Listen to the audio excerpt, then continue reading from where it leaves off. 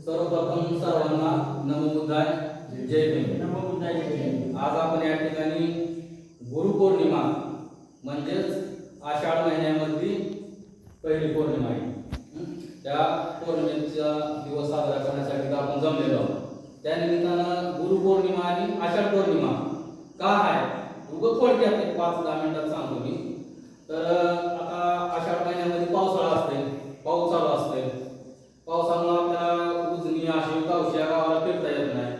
म्हणून ते गौतम बुद्धाने एक आदेश दिला होता की आपल्या भिक्खू संघाला तुम्ही काय करायचं तर जी लेणी आहे का, चैत्य आहे, विहार आहे, त्या विहारामध्ये बसून त्या गावात बुद्धाचा धम्माचा प्रचार करायचा, बौद्ध धम्माचा प्रचार करायचा. आता आशीर्वाद तर आपल्याला जाणवत नाही, पण आता मी वांगीत आहोत तर मग वांगीत आहोत तर वांगीत त्याला काय करायचं, वांगीतच करायचं, आशीर्वाद करायचं. त्याला इकडे फिरता येत नाही पावसामुळे. म्हणून ही आषाढ पौर्णिमा आहे. आणि गुरुपौर्णिमा म्हणजे काय की भगवान बुद्धाला ज्या दिवशी आपल्याला ज्ञानप्राप्ती झाली त्याने काय केलं, 5 गुणांना त्यांनी काय केलं, ज्ञान सांगितलं. त्याला काय म्हणतात, पहिलं प्रवचन, पुढे दिले सारनाथ, किती जणांना दिलं, 5 भिक्खूला दिले. म्हणून ती त्यांचे गुरु, त्या 5 जणांचे गुरु कोण होते, तथागत गौतम बुद्ध. आणि त्या 5 जणांनी काय केलं, अख्ख्या जगामध्ये बौद्ध धर्म पसरवण्याचा त्यांचं झाल्यामुळे गुरुपौर्णिमा आणि आषाढ महिन्यामध्ये आल्यामुळे आषाढ पौर्णिमा असं त्याचं महत्व आहे. दुसरं काय नाही. तर सिद्धार्थ गौतम बुद्धाला ज्ञानप्राप्ती झाल्याच्या नंतर सारनाथला पहिलं प्रवचन झालं. ज्ञानप्राप्ती कुठे झाली, बुद्ध गयाला. आणि जन्म कुठे झाला, लुंबिनी वनामध्ये. आणि त्यांचा मृत्यू कुठे झाला, सांगितलं होते लुंबिनी वनामध्ये जन्म, सारनाथला पहिलं प्रवचन, कुशीनारा या ठिकाणी त्यांचा मृत्यू झाला.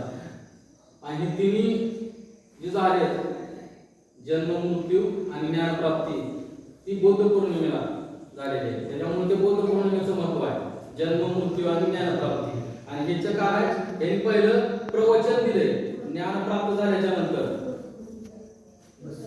त्यांना ज्ञान प्राप्त झालं तर त्यांनी नाही तर त्यांनी मग पुन्हा गृहीत धरले की आपण सांगून बघावं. मग त्यांनी 5 जणांना सांगितलं होतं. ते 5 जणांचे त्यांनी गुरु झाले. म्हणून ती गुरुपौर्णिमा विश्वगुरु झाली. आणि आषाढ पौर्णिमा म्हणजे आषाढ महिन्यामध्ये येते, त्याचं तर काहीच नाही. ती वर्षावास म्हणजे काय, वर्षा म्हणजे पाऊस आणि वास म्हणजे पावसामध्ये आपण घरीच राहायचं, फिरायचं नाही, म्हणून वर्षावास. वर्षा अधिक वास, वास करणे म्हणजे राहणे. म्हणजे पावसाळ्यात आपल्या आपल्या गावात विहारात राहून आपलं काम करायचं, धम्माचा प्रचार करायचा, म्हणून ही वर्षावास.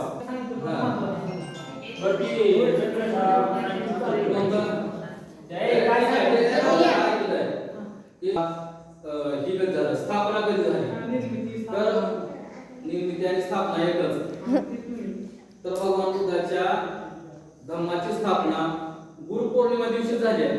त्यांनी जे सारनाथला त्यांना जे प्रवचन दिलं तिथूनच त्यांचं धम्माचा प्रचार झाला. म्हणजे गुरुपौर्णिमे दिवशी त्यांचा ती झालेला आहे, स्थापना झालेली आहे. आणि त्यांचा कसा माहिती आहे का, गौतम बुद्ध 20 पूर्व 2500 वर्षापूर्वीचे आहे. 2500 वर्षापूर्वीचे आहेत. त्याच्यामुळे 20 त्यांची तारीख नोंद नसते. त्या काळात तारीखच नव्हती, म्हणून त्याला 20 पूर्व म्हणतात. आणि जेव्हा 20 येईल तेव्हा त्यांची तारीख लिहिलेली असते. आणि 20 कुठून चालू झाले, ख्रिस्तापासून, विश्व ख्रिस्तापासून 20 चालू झाले. मग ते मोहम्मद पैगंबर असेल ना तर येशू ख्रिस्त असेल, यांचे ती तारीखवार आहे. दुसरं काय म्हणलं होते, पिंपळाचं झाड संध्याकाळी आणि सकाळी ऑक्सिजन देते. बाकीचे जे झाड आहेत ते संध्याकाळी कार्बन डायऑक्साईड सोडते आणि सकाळी ऑक्सिजन सोडते. त्यांनी तिथंच बसून सकाळ संध्याकाळी तिथं बसून तपश्चर्या केली होती. तपश्चर्या केली म्हणजे काय केले, कोणा देवाची उपासना केली का, पूजा केली नाही. त्यांनी स्वतःच्या अंतःकरणात प्रश्नाचे उत्तर स्वतः दिले. म्हणून त्यांना काय म्हणायचं, बुद्ध ज्यानं स्वतः प्रयत्नानं ज्या प्रश्न सोडविलेत त्याला बुद्ध म्हणायचं. आणि धम्म कशाला म्हणायचं तर गौतम बुद्धांनी सांगितलं की धम्म प्रश्न शिकवणूक काय वर्तणूक काय त्याला धम्म म्हणायचं. आणि संघ तर माहितच आहे, भिक्खू संघ. आता आपण इथं बसला एवढे, याला संघ म्हणायचं. संघटित होणे याला संघ म्हणायचं. मग आषाढ पौर्णिमा काय तर आषाढ महिन्यामध्ये आली. गुरुपौर्णिमा काय तर त्यांचे तीन गुरु झाले. आणि वर्षावास काय तर वर्षा म्हणजे पाऊस आणि वास म्हणजे राहणे. पावसात घरी राहून आपल्या तिथं ठिकाणी त्यांनी धम्माचा प्रचार केला. आणि काय प्रचार केला तर गौतम बुद्धांनी जे सांगितले ते धम्माचे वचन, त्या वचनाचा त्यांनी संग्रह केला आणि ग्रंथ निर्मिती केली आहे तिथं बसून. तेवढंच काम करायचं. गौतम बुद्ध सांगायचे त्यांनी लिहायचं. मग त्रिपिटक असेल विनय पिटक असेल त्या ग्रंथाची निर्मिती त्यांनी तिथं बसून केली लिहिण्यामुळे. आणि 84 नागरिकांच्या आपल्या याच्यामध्ये देशामध्ये सम्राट अशोकाची देण आहे. मग कळालं का वर्षावास कशाला म्हणजे आषाढ पौर्णिमा